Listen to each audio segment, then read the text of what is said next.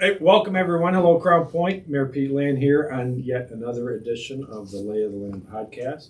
In fact, Anthony, this is season 2, episode 5 already. of our podcast. Fantastic. Yes. So as we well know, we work hard to keep our number 1 national ranking of the podcasts coming out of Crown Point on the Tuesdays that it comes out. So we have another interesting and exciting show for you on this podcast. So one of the good things about Crown Point is, well, there's a lot of good things about Crown Point, is our library, even where it's located, right downtown in our beautiful courthouse square.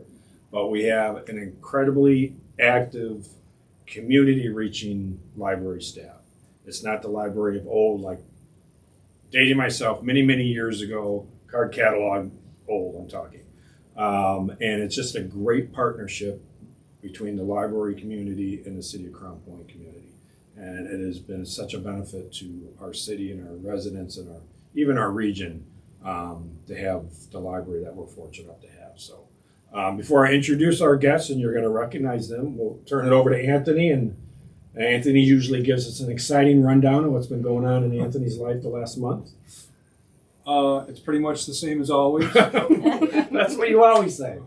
But you know, going out being we're moving forward with fall softball here. Yeah. So there is no off season, right? There is no off season, so you get kind of a break between summer and fall, where so they just kind of start over. So you get like a 1 week break, but then they start over with practices, and then they just start going in. So like this weekend we have a couple scrimmages, and then the following weekend we'll start in with tournaments again. Yeah. So now you travel. Is the fall? Is it travel? Yes, it's travel. It's Oh travel. my So gosh. yeah, we'll be On the road. on the road quite a lot starting next weekend. Yeah. Yeah. Well, you and Deb do. And happy birthday to Deb. I'm sure Yeah, she it's watches the Deb's show. birthday. It's Deb's Happy birthday. birthday. Anthony's wife. Happy birthday. Happy birthday. Very nice. So always good to turn 25. Yep. Fantastic. And then we have Mary, of course, behind the brains and brawn behind the show, off camera. But we'll have something new this podcast because Mary will be on camera. She's going to switch seats mid-podcast because we have some exciting, not breaking news, but an exciting project that we're going to discuss that Mary was instrumental in bringing to life. So she's reluctantly agreed to jump on camera. But anyway, so Crown Point, you're going to recognize our two guests, I'm sure. So you have Jeanene and Julie, of course, from our beautiful Crown Point library. Thank you, and thank you for coming. So you guys are just rock stars. You are high energy, do an incredible job, and like I said, I love the partnership with the city of Crown Point and the library. It's I don't know if every community is like that. They I don't think so. with the libraries that they're fortunate enough to have, or if it's unique to us. But Julie, we'll start with you. You're the director. You are the head honcho. I am. And Which you are boundless energy. Well, I live and die at the library. That's what I've been told. But I've been working at the library since 2010. And a little known fact, I started as a very part-time employee at the library. Really? It was my first job back after staying home with my kids for a number of years. 2010, when we moved here from Tennessee, I looked into getting a part-time job when my kids were full-time at school. And I started at the library as a reference assistant. It's the same job that Jeanene has, actually. Really? Except I had 9 to 12 hours a week. That's all I worked. 9 I'm to 12 funding hours. on it. So I Wow. worked at the reference desk, help people with computers and such. I decided to go back to school, get my master's in library science in 2013, graduated in 2015 with that, and became the library's first adult programming and outreach librarian. So Okay. that was the change of when we decided to really get outside of the building and make a huge change and shift in how the library Yeah. has operated since then. So in 2018, our prior director resigned, and the board was looking for a new director, and so I threw my hat in, and they took a chance on me and Nice. had me take over the director at March 1st on 2018. So it's been a little over 5 years Wow. now. Does it seem like 5 years? Or is No, it it's been about- warp speed. We've been busy since then and really Very trying busy. to take off. And I really, contemplate, do I really want to do that? Do I want to move away from public service, being out with the public every day? Mhm. But a lot of my job as outreach librarian was with outreach and actually starting to build a foundation of the relationship that the city has now. And that's one of the main reasons why the library board took a chance on me. They already saw me doing director level work with outreach. So, those were the first years where we were doing the corn. That's when the corn roast and the tastes were back to back. Yes, I remember those days. We would have a Yes. tent out there for the whole time. That was when we first bought our new tent in 2015, and we were out there, and we had a little struggle getting the library staff and administration behind the outreach when we first started. So there were many times when I would be working that tent. We'd have thousands of people coming through. Mm-hmm. We had to keep stats for the state library, so we click on how many people come. And there were lots of times where I'd be working there by myself, but now I'm proud to say that everybody realizes the importance of outreach, and we really made a change in how the library gets outside the building now. So we're really excited about that.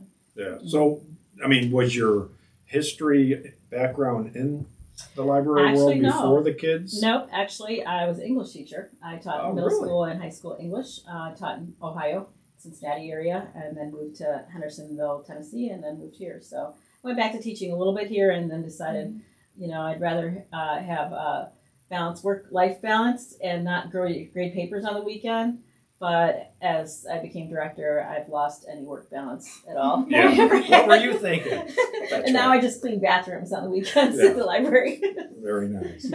So the job that you took at the library, you didn't have like a work history of working in the library or being involved in the library. It was when you took the job after the part-time job. No, I just had a volunteer experience. Actually, in the school corporation, I was working with the library at Solon Robinson, so I had some experience in the libraries in the school corporation, and then I took my first professional job in 2015, but part-time before that at the library, so that's where I built my experience. So I've only worked professionally at one library, the best one in Northwest Indiana. Agreed. Community Library. Yes, So. that's right. Yeah. Wow. So do libraries nowadays do they all have like that outreach, community outreach person? Or is it, no, actually not.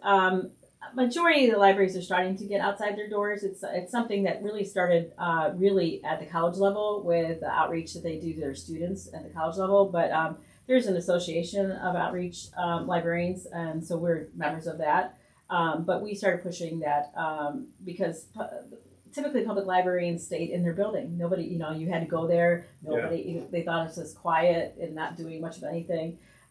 Even though we've done great programming for years inside the building, but we wanted to make sure that people that didn't know what was going on in the library and didn't know it's not a place anymore that you have to be That's quiet what I was anymore. just thinking. I have to admit, the shush people. Yeah, no, we're not like that. And we have, if you walk in the building at any given time, it's just energy all the time. Yeah. Whether it's in the play area or in the computer area where people are studying, proctoring tests, tutoring, doing their schoolwork. We have a huge number of nursing students that study there.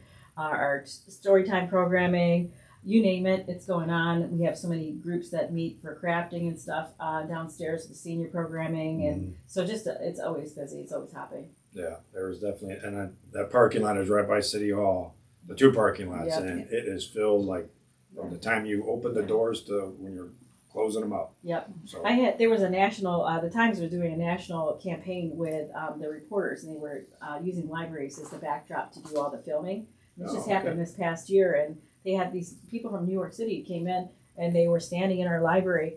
It was at 4:00 in the afternoon. And you stand there like, this is the busiest library I've ever been in my entire life. And people are just coming and going, and so we really have an extraordinary library, and I would say we have the best one in Northwest Indiana. So we're really lucky. Very, very lucky. So Jeanene, what is your role and responsibilities? What do you do at the library? So I actually worked with Julie in reference before she went to the program position. And I started at this library when the new building opened. So I walked in with everyone else and started as a page, and then went to the youth department, and then moved over to reference, which is really where I belong because history is my background. What's a page? Page is the people who shelve the books. Oh, okay. So that was the position that was open, and I wanted to work at the library and get my foot in the door, and so that's what I took, and kind of worked my way up. But my background is history and archives and museum work. Prior to, I actually moved here in 2010 as well.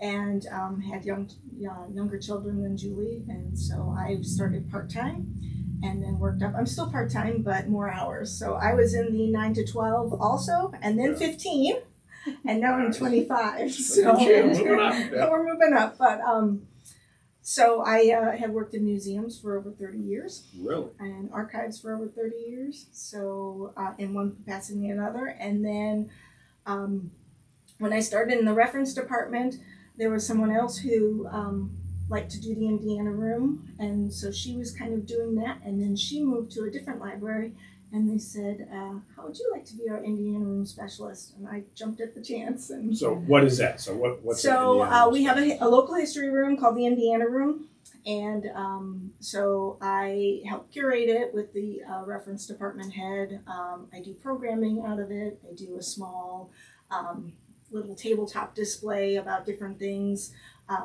So basically anything you're going to find in the nonfiction section, you're going to find that in the Indiana room, specifically to Indiana, Lake County, and Crown Point. Okay. So it's very specific, and so we get a lot of people who do genealogy research, house histories, and I get a lot of calls or emails. Can you help me find? And so we use the resources we have at the Indiana room or what we can find online.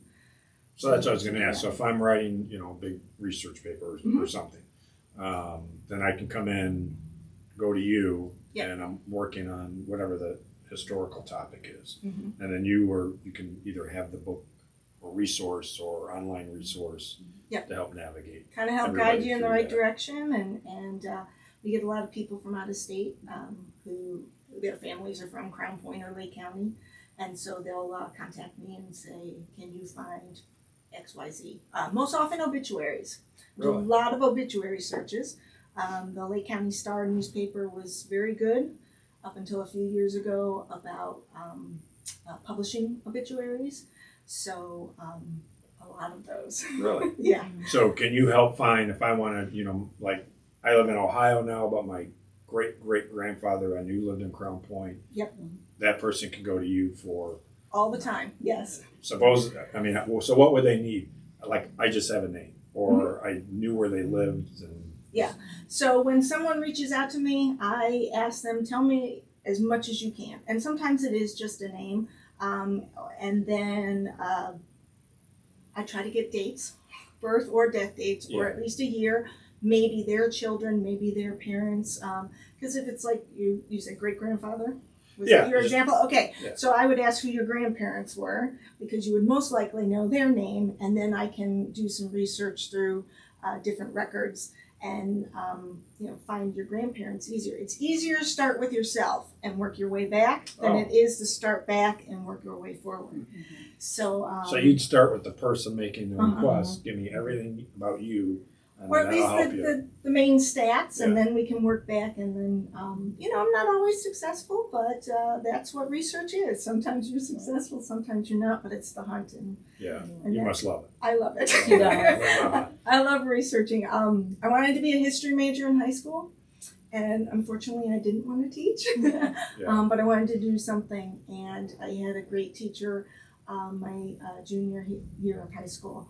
Already knew I loved history, already knew I wanted to do something, and he kept saying, you don't have to teach, you could do these different things, and he really emphasized researching and finding more than just the stats, more than just the details, and he always said, if you only remember dates walking out of my classroom, then I'm a bad teacher. He goes, I want you to remember the big picture and how they all interrelate, and that's what I like. Yeah. That's what I like doing. Have you had any really quirky requests? I'm assuming most of them are like, genealogy or my own personal family history or something along those lines. And what she mentioned was really important is although the library is not an archive, we do have some archival things. So the microfiche of the Crown Point Star, we have going back to 1857 when it first started. Wait, the Star? Yeah. Yes. Well, So it was called the Register and then Correct. the Star, but we have that microfilm, and so you can go back and look at the actual newspapers going all the way back. So that's something very unique. It's in the Indiana room. Anybody can come up. We'll queue up that, and you could look at the year of your birth, like any important year that you want to look through. And that's how Jeanene finds a lot of the history. She actually goes back and looks at the newspaper for dates to find something. Yeah. So And it's they're really not interesting. digitized. Yeah. I'm rolling that Oh film. my Yeah, gosh, yeah. labor intensive. to say Very, the least. Yeah, very much. Yeah. So when anytime she does research, she goes and she hears somebody says, "Oh, I've heard a story about this." I'm gonna take an example of the alligator. No, the alligator, Or right? the Clark Gable's a good one too. Yeah. Clark Gable. Yeah, Clark Gable stayed. Supposedly stayed yeah. overnight here, Yeah. but I can find no proof. Yeah, Really? but Yeah. but it was the alligator that. Oh, yeah, the yes, alligator, The alligator, yeah. and that was supposedly in Fancher Lake, right? And so there's a story about this, and so Jeanene went looking for the story. So she found the original story. They closed the lake Yep. and, because of it.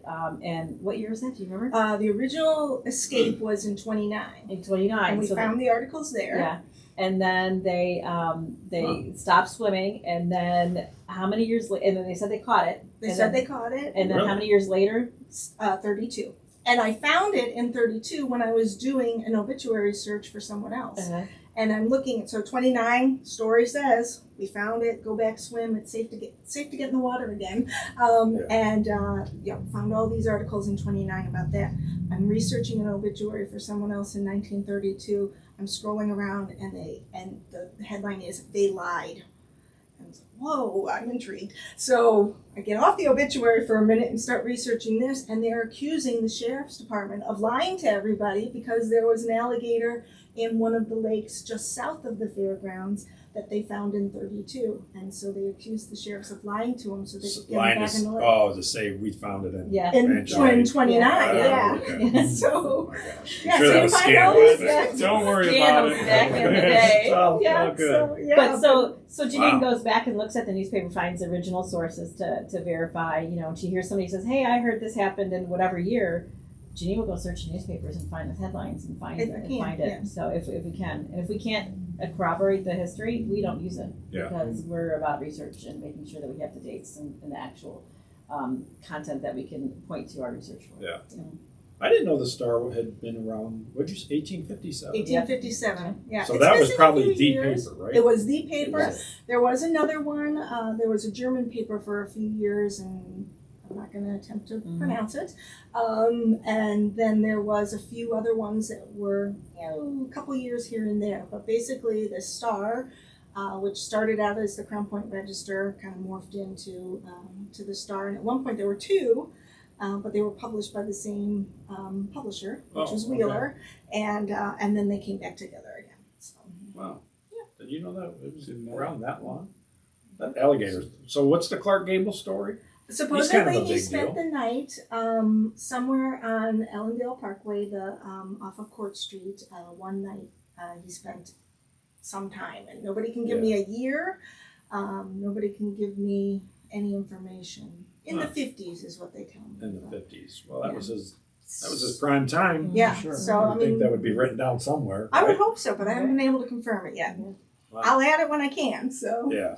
Yeah. So you used to work, you said, at had held different jobs at museums. Because I love history and I love all that stuff. In fact, one of my, maybe make me a geek, but one of my favorite shows is Mysteries at the Museum. Yeah. You ever heard of that show or seen it? I have. Yeah. It's such a simple show. They just go around different museums in the United States and they just pick up one odd artifact that's in that museum. So some are just like roadside museums you'd never think of, right? And then they have a very interesting artifact that they talk about the history of it and so forth. So anyway, that's my life. But so like what's the last job you had at So prior to moving here, we were in Norman, Oklahoma, and I was working at the Carl Albert Center, and that's a congressional archives. So we had mostly Oklahoma congressmen and senators, but we had a few others throughout the country that decided to deposit their records at the Carl Albert Center. Right. So that one was really interesting to go through all those records. I was in charge of going through the records from a 32-year congressman out of central Oklahoma. And he served Norman and Oklahoma City and everything. And so That had to be quite the task. there was 32 a lot. years. Yeah, there was a lot, and I didn't get through it. No? There was no way I was gonna, not in the time. And I worked there for several years. And then prior to that, we were in Columbus, Ohio, and I worked actually for the Lutheran Church and was in charge of 4 different states and helping the churches maintain their archives Oh, wow.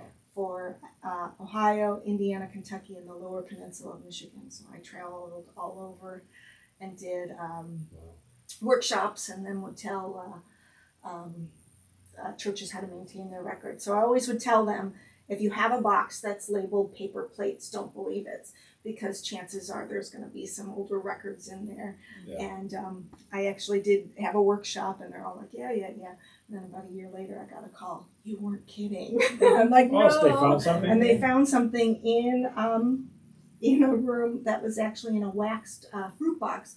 Not the best place for archive, but their original minutes of their church that were over 100 years old. So I always say, don't believe paper plates. No. There's something in there. So you probably have something in right this there. building that's mismarked and Well, this has building, a- because if you know in the lobby, I saw the older one. yeah, so that was this building back when it was the fire department, Mhm. pre-vehicle, so there was a horse-drawn carriage, and that's the open door for the horses and so Right. forth. Which I didn't know that it was the fire department way, way back in the day. Yeah. But so we've got our life out of this building. Mhm. So all right, so you both work in the library. Mhm. So are you both voracious readers? Do you always have a book At least close one. by within reach? Yeah. So Jeanene, I know because we talk about books all the Yes. time.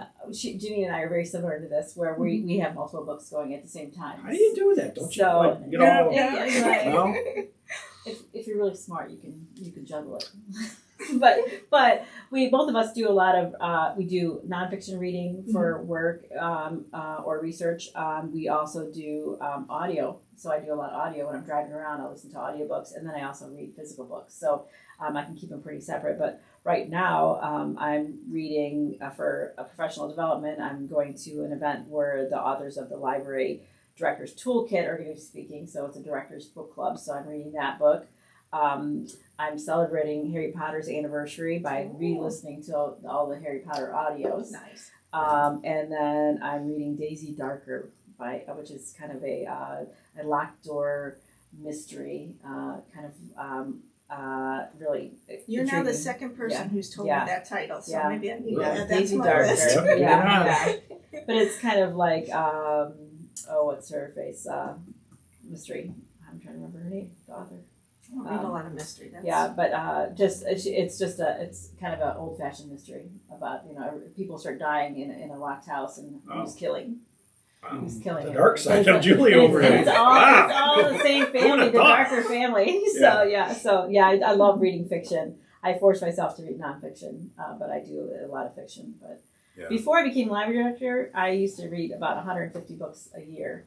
And it's dropped down considerably since I became director. I read less and less, but I still get close to, I'd say, 75 or so a year. Wow, that's fantastic. What book do you have, or books books. do you have going on? So I just last night finished an audiobook, Somebody's Fool by Richard Russo, which is the third in his series, his trilogy. The first one was Nobody's Fool, and it was a movie they came out with Paul Newman, and I actually saw the movie before I read that book, because, Paul Newman, so. Yeah. So, but that was really good, and he wrapped up the stories and everything, so I just finished that, and haven't started a new audiobook yet, but I have one queued up and ready to go. That one's a fiction. I'll listen to fiction or nonfiction, but I prefer listening to fiction. And then I have a nonfiction book right now, which is a memoir from a lady who is living in Washington State right now, but grew up in Atlantic City, New Jersey. Mhm. And so she's talking about her life, and that's Meet Me in Atlantic City is the memoir. And then I'm reading a fiction book by an English author that I very much enjoy, and she writes a couple times a year. And so I'm reading that fiction book by her. And Wow. It's a lot of reading. It That is a lot of reading. Yeah. Well, I'm fortunate I have a pool at my home, Oh, and yeah. it's sunny, and you So have you to sit go. outside. The doctor says I need more vitamin D, Yeah, so soak it up. I might There as you go. well Yeah. read and get my Soak it vitamin up. D. It's doctor's orders. Yeah. So But Yes. look, Jeanene and I take advantage of one of the library's newest resources, which I've always The best talked about at resource. your meeting, is our Indiana Digital Library. And when Yeah. we joined that consortium with about, I think it's 199 libraries that participate in that. There's actually 236 libraries in the state of Indiana. 199 came together, and we share our resources for our digital books. So So by sharing that, our collection has grown Yeah. huge. We used to have like 8,000. Now we have almost 300,000 to choose from. Holy So Yeah. get them So your explain- library card. That's- yeah, It's 'cause really that- yeah. great. Yeah. So explain, what is that digital? So if you have your library card, you can use our digital library at no cost. That means that you can get free audio books, free access to magazines, and then free ebooks as well. So we just have a huge selection now. So you don't have to be paying for Audible. No. You don't even have to have magazine subscriptions.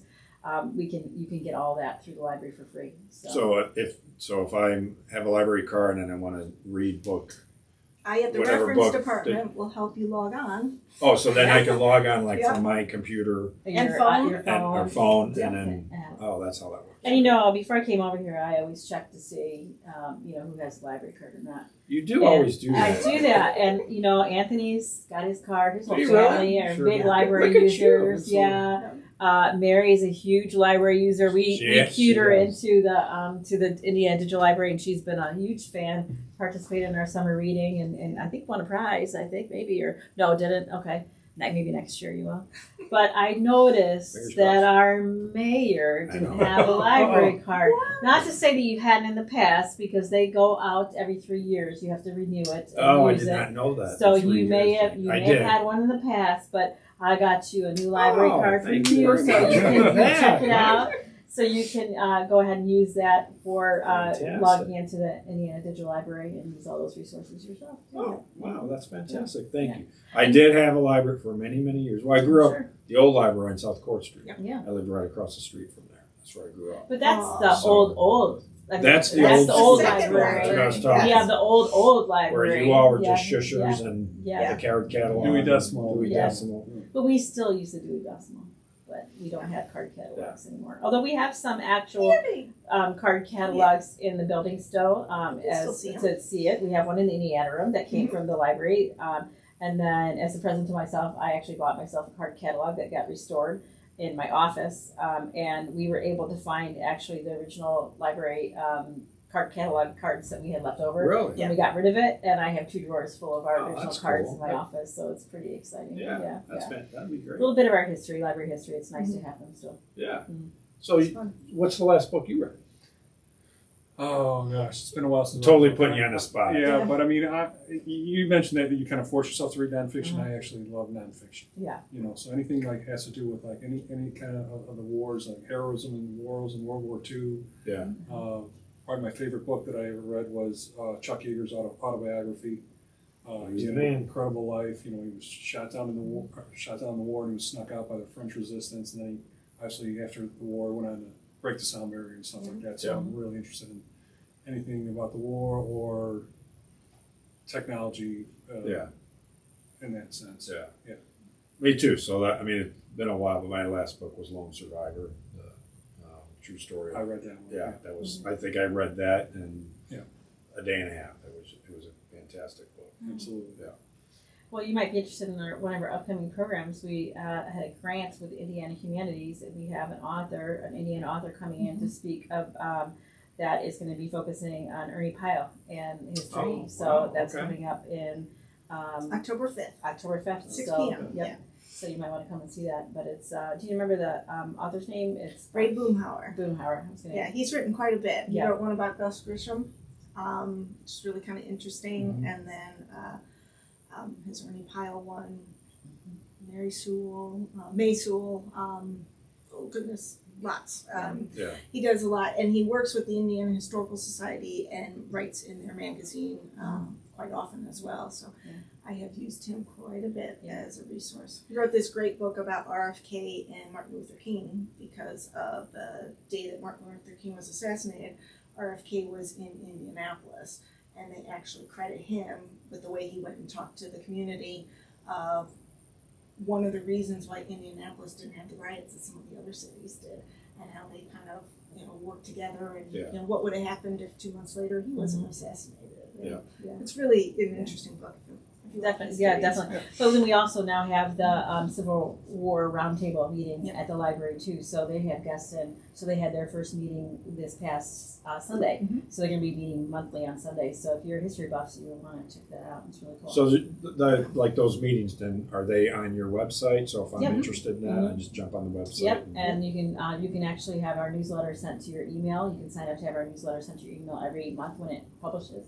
But we have it on our Facebook. Everything is always advertised. okay. So, yeah. So that was going to be one. How many books are in the library? So I was going to ask. I Oh think my you just gosh, I answered. should have looked at that. I thought you would know that. Not off the top of my head. I mean, I have to have all these stats for the state library, but I have to confess I have to look at it. But I do know that we have about 20,000 items at the Winfield branch because we just got done moving every single one of those books Oh, because we got new shelving and we decided to put before the kids stuff was on the tall shelves and the adult stuff was on the short shelves. So we swapped it all when we got all this new shelving, but that meant we had to take every single book Yes. off and move them. So I looked it up to see how many we actually moved, about 20,000. So, and that's a very small 6,000 square foot building. We have 50,000 square feet over at the main location here in Yeah. Crown Point. So well, I think you know. said between the books there and then the access digitally, Uh-huh. you're pushing 300,000. 300,000 is just the access to the digital stuff. Oh, hello. Yeah. That's just digital materials. wow, okay. Yeah. So way more than that Right. if we add it all together. But I didn't look at that record. I'm sorry. Next time. Yeah. You know, Mondays with the mayor. You I could tell you. in your Yeah. great presentation Exactly. you always do. Exactly. Okay. So when did we move? When was this one? 2010. So Wow. 2010. So the library opened up in 1908 on Main Street at the Carnegie Building. Then in the 1970s, 72, we added onto the Carnegie Building and then extended that building all the way to Court Street, which now today is the what's the name of the church in there? The Crossroads Crossroads, Church is in there now. But those buildings were right up onto each other. So when we Mhm. sold those buildings, we actually put the wall back in. So the lawyer has the Carnegie Okay. building, and then the church has the other side. And then, so our location now is only the library that the Crown Point has ever had. And they've all been right off the square. Yeah. So for 115 years, Great, yeah. it's actually our 115th anniversary this year in terms of how many years we've been in existence. So pretty exciting. But yeah, we're really excited. When we moved over to this building and the community approved that move for us to have our new building, it made a huge difference to what we do. We went from a pretty small building, Mhm. having to squeeze into one little boardroom, any program we had, very small space for the kids and stuff. We just, went 2 floors that were huge. And so we're really lucky at the space we have. The design work that went into the library is, it looks brand new. You walk in it now, and new libraries that I walk in now, Yeah. I go to a lot of libraries. We could hold our own against some of the brand new libraries that I'm walking into in some of the larger cities in the United States. Yeah. So we're really lucky. We had some great design work done on that. It's timeless. The fact that we have all those windows and stuff just adds just the beauty of the downtown area we can see in it. Yeah. It adds to the energy. There's been lots of comments on whether or not the library should have stayed downtown when we moved over here, parking woes, all this stuff. But there's an synergy that we have when we're on the square that I think we would lose if we moved somewhere Yeah. else. And I think the decision makers back then. I think they were recognize right, that. And we meet a lot of needs for people that don't drive. So they do walk Yeah. to the library. Great point. Walkers. And so, we get the after school traffic that can walk from St. Mary's, from Wheeler, even from Taft will come down walking. So we would lose that if we were off the square. The way that we're able to collaborate with all the downtown businesses and with the city, all those things could probably still happen in some way, but not in the way that it happens now. Yeah. Being in the heart of downtown really is magical for us, Yeah. And I mean, I get my view of out my window, out of my office. Pretty I great. got a pretty small office. It's much smaller than yours, Pete, but I have the money shot. I get to see the courthouse right outside my window. So we have It all the evens great view from the library on the south side from the 2nd and 3rd floor. So we're really lucky to be a part of the downtown. So I mean, part of that we talked about is the the outreach and the partnership with the city and the different organizations. So it's widely popular at Bulldog Park. You have movies in the park. Yeah, that was something new we did last year. We wanted to have some large format programming once again, which we've always done, especially during summer reading. But it was still a little bit too early to have huge crowds, 200 people in our meeting rooms at the library with COVID still a concern for some people. So we decided to do outdoor programming. We started that outdoor programming actually in 2020 and 2021. And so we just extended that. And so we're so thankful that the Friends of the Crown Point Library actually sponsor the cost of those licenses.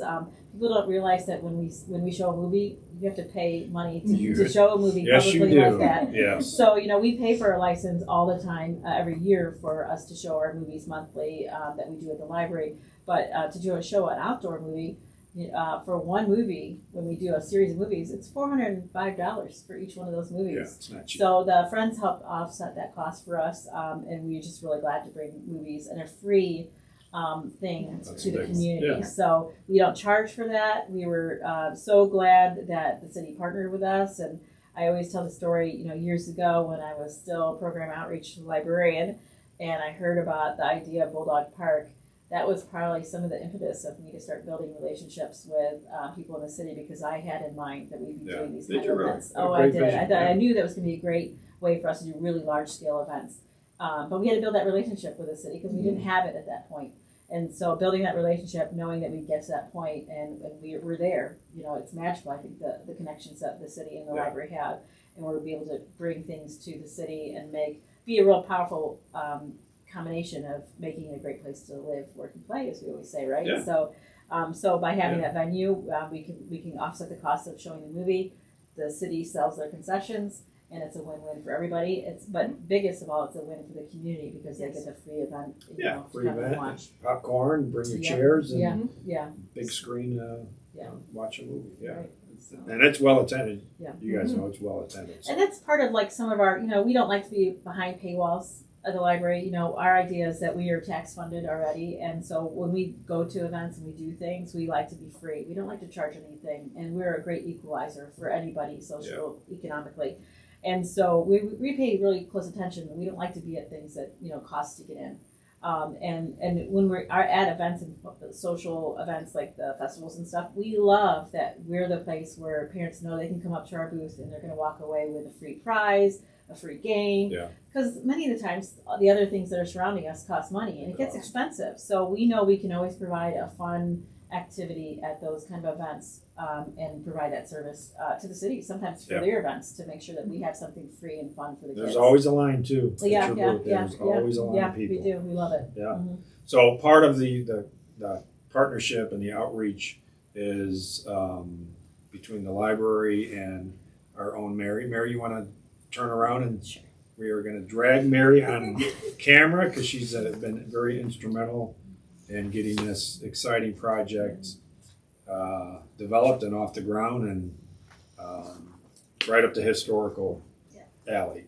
So you've heard us talk about, and we're going to continue to talk about this partnership between, I want to say the city, but it's Mary and the library, our Walk the Dog project, right? So anybody who loves Crown Point history is going to love this project. Yes. And I know there is a lot of history-loving people in our community. I think last Monday was with the mayor, we were talking about how many people from other parts that don't live in Crown Point come to Crown Point to see our historical buildings and just the history of it. Yeah. We go to places to do the same thing, but you always forget about, we see this stuff every day. People literally travel to come here and see that. Yeah. So, very exciting. I know Very we exciting. talked about it before, but what is What is Walk the Dog? Mhm. That's a great question. But before we get to that, I just need to clarify for the viewers, I'm not playing on my phone. I am switching the cameras. I'm always accused of this. Yes. So I'm clearing up the rumors She is today. working. She's on the clock, ladies and gentlemen. So Walk the Dog is a really exciting project by the City of Crown Point with our partners at the Indiana Destination Development Corporation, the Crown Point Redevelopment Commission, and of course the Crown Point Library.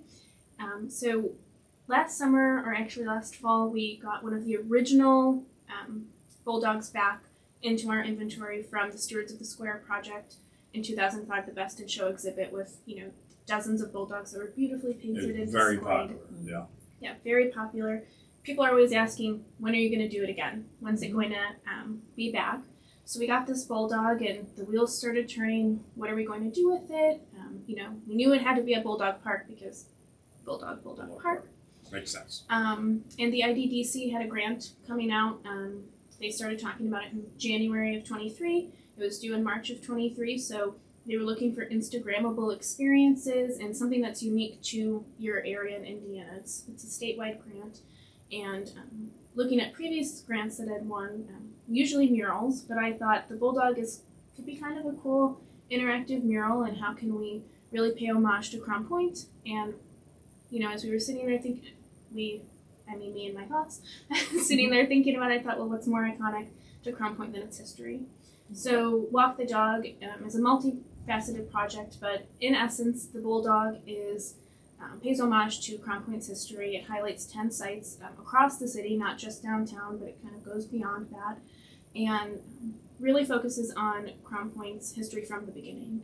So we partnered with the library to have some great research on the project and provide kind of that factual basis for the project. So the bulldog will live at Bulldog Park and is painted to pay homage to these 10 sites that are featured in the project. There's a coloring book, which I brought everyone a copy of today. All right. So this is my prop. I was prepared. Nice. Oh, look at that.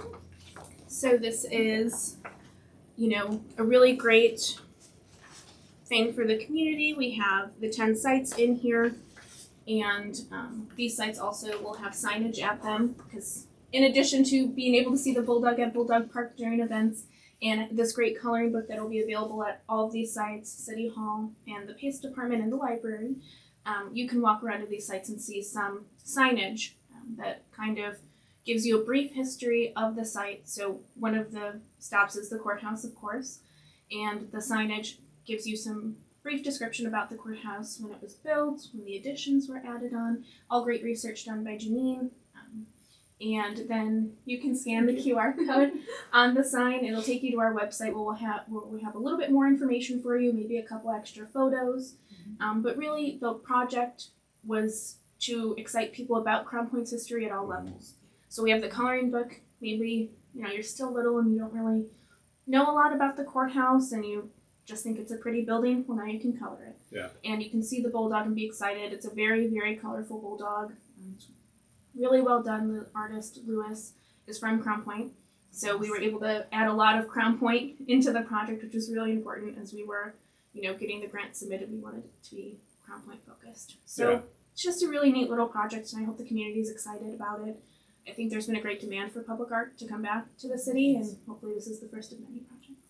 So we have 10 locations. Yes. So and then there'll be a display photo, and then language as to what you're looking at, the history of the building and so forth. And then that's where you came in. Yep. Was you did all the history and the research related to whatever location that is. So this goes back a number of years. So when I was still a program and outreach librarian in 2015, I was hired in May 1st, and summer reading starts June 1st. So I didn't have a lot of time to get to dream and do big plans. So all during that first summer, I was like, what am I going to do next year? Yeah. And the next year was exercise your mind. That was the theme that we had. And so we did a lot of thinking, and I said, I brainstorming, and I said, I really want to do something about walking tour.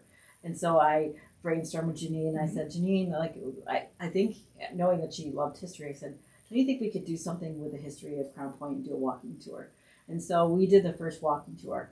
It was wonderful and a disaster all at once. Wow. Because Well Jeanene rounded. had researched from that winter going on, all the information, started in 2015, researched all the information, and she had her little card. She had timed how much it took for us to read what she had. Read and walk. And walk. And we had a whole bunch of people sign up for the tour. Most of them were senior ladies. We anticipated the tour to last about 45 minutes. 45 minutes.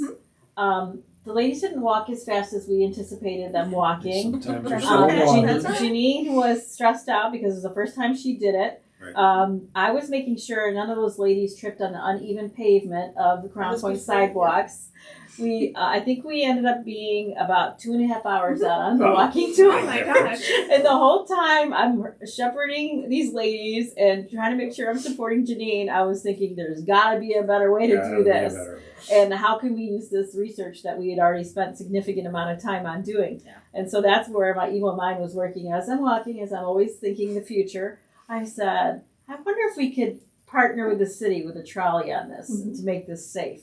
And so that's what we did. So Yeah. we did that the next year. We had the first trolley tour. Yeah. And so we did trolley tours in 2017, 2018, 2019. We did a foundation grant with the Crown Point Community Foundation 10 and actually tours. did 10 tours in one summer because we had such overwhelming Yeah. demand. Yeah. So they offset the costs at the time. We actually rented the trolley from the city. Now you guys give it to us for free, and we have a Thank great you. partnership that makes it much easier. But then in 2020, because of COVID, we kind of had to suspend those tours. We didn't want to bring people even in the trolley together. And Jeanene did some great videos that we did on our website and still have on our YouTube channel about history. And then in 2021, we did walking tours on the square. So, and Jeanene was, she'd always done the square content on the trolley. And before the sidewalk project, bump out project, we could actually kind of find places where we could pull over and stop and talk about one side of the square at 4 different places. Once the sidewalk project happened, that was really impossible. There was no place for the trolley to pull over. So we decided to add the walking tour. And so we did the walking tour the first year because still COVID was a concern. And then we continued to do the walking tour and the trolley tour because they're really different tours now. So the walking tour really focuses only on the downtown area. And Jeanene has great history all over, around all 4 sides of the square. Every time I've gone on any of her tours a number of times, going back to 2016. And every time I go on a tour, I learn something new. It's amazing.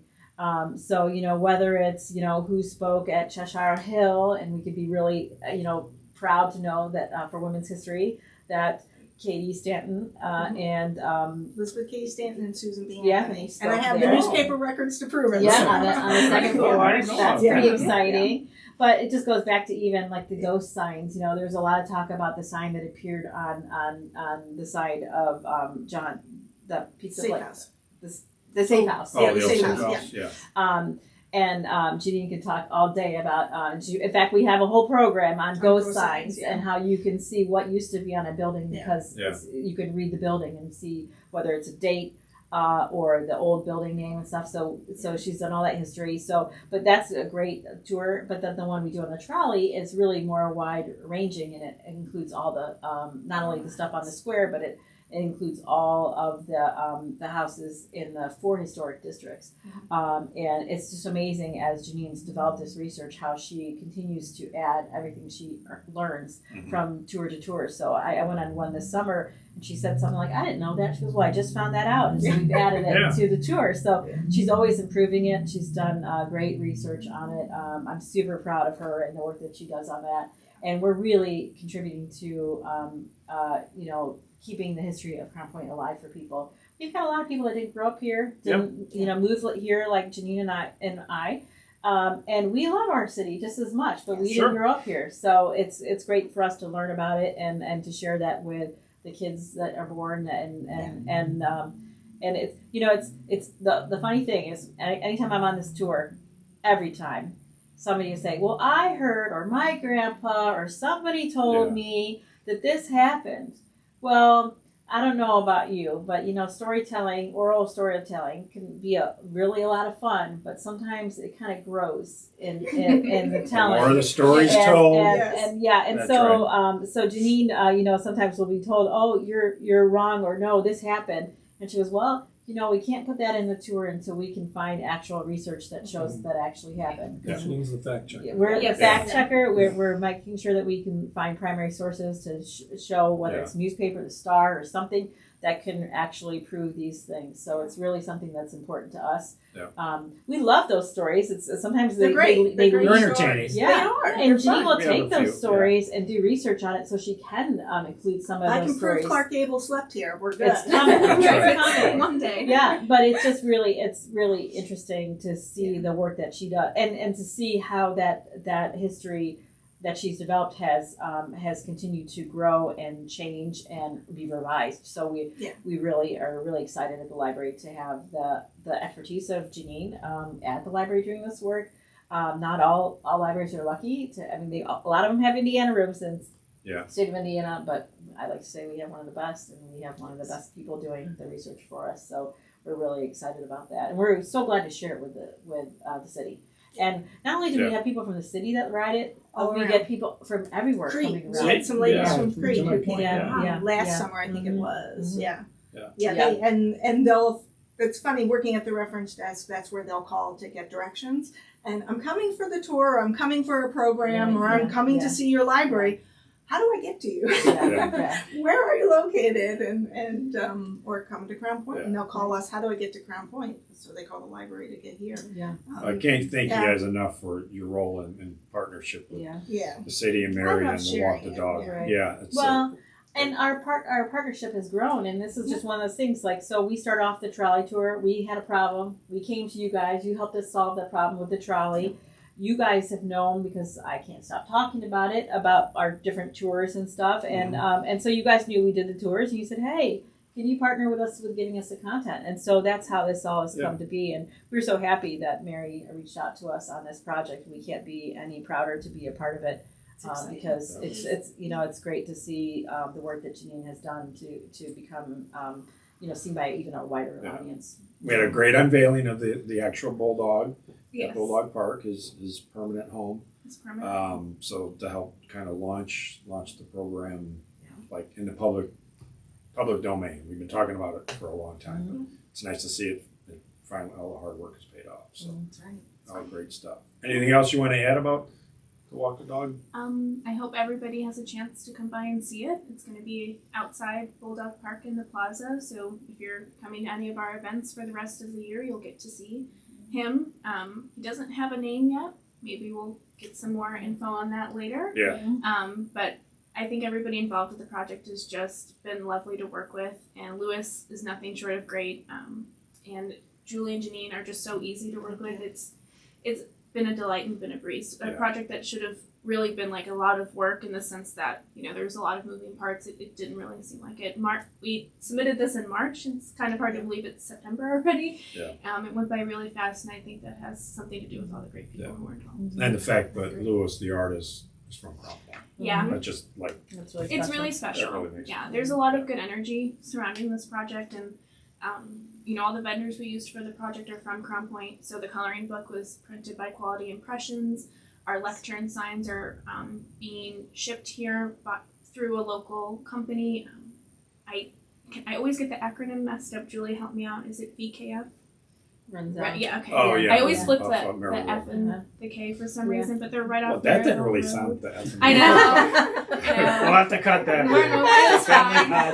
podcast. But you know what I mean. I always flip the I letters understand around. what you're saying. But they're doing the printing for the signage. They ordered our lecterns that will be displayed. That's So nice. it's project for Crown Point by Crown Point, and that's I guess our goal of all of our public art projects is to really have local. Well, I can't thank you guys enough for. I know your Thank plates you. are always full. You're always doing something over there. For You taking forgot the my prop. Oh, You I did. thought this My was my prop. prop. Yeah, Well, that's your your personal personal card. card. Oh, We did okay. bring a library card to put up on your prop shelf too, and it actually has our newest picture. Our first cards that we got in 2010 had a artist rendition of the building, and so this is, and we ordered I think 10,000 cards at that time, and we had to reorder. And so we actually have an actual picture of our building here, so that's for your fantastic. prop Show the- Thank you. shelf. Oh, Show the camera. so yeah, it's beautiful. It's a beautiful building. So yeah, if you don't have a library card, Come go and get it. one. That's Because what it's we gonna look neglected to say that Yes. September is library card sign up month. Yes. So make sure you come and get a library card if you don't have one. And really exciting time with programs at the library, and really exciting time to be in partnership with the city. like. Yeah, fantastic. So It's a great show. Thank you. Great, a lot of great Glad to be information. So super exciting stuff. So thanks again for You're coming welcome. on. Thank and you. Great. Thank you for the real library card. Yes. And thank you for the your top props. library Yeah, card. yeah. I don't want to get them confused. No. But anyway, so Crown Point, we'll see you in the next episode of Lay of the Land. So until that time comes, have a great month and be careful. This month's business spotlight is the Friends of the Crown Point Library. Celebrating 40 years in October, the Friends of the Crown Point Library's mission is to enhance and promote the use and enjoyment of the library. They raise funds to support library programs, services, and help fund items not generally covered in the library's regular operating budget.